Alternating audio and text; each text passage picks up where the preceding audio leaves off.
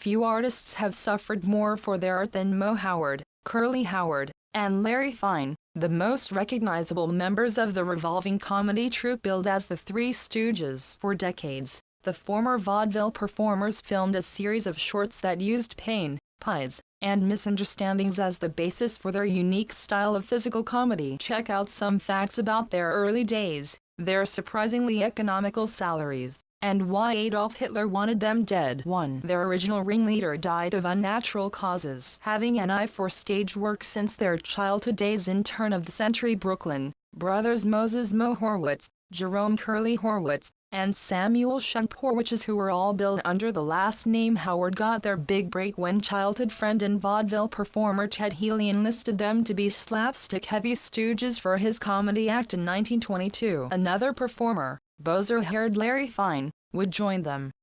Curly was added to the show following Shump's departure.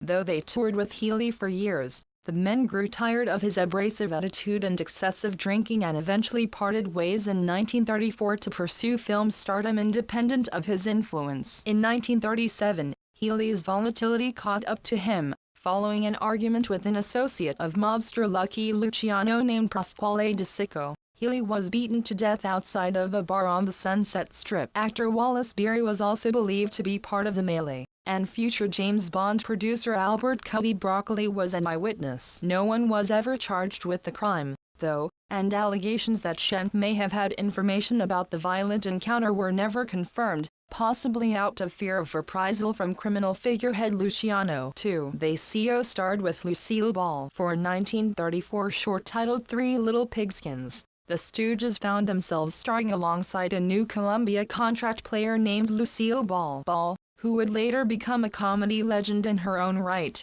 was once asked what she learned from working with the formidable comedy team. How to duck, she replied. 3. Hitler wanted them dead. Having established their comic personas on film, the Stooges proceeded to make some accidental history. Their 1940 short, You Nazi Spy, was the first American production to openly make a mockery of Adolf Hitler's regime. Charlie Chaplin's The Great Dictator opened 9 months later.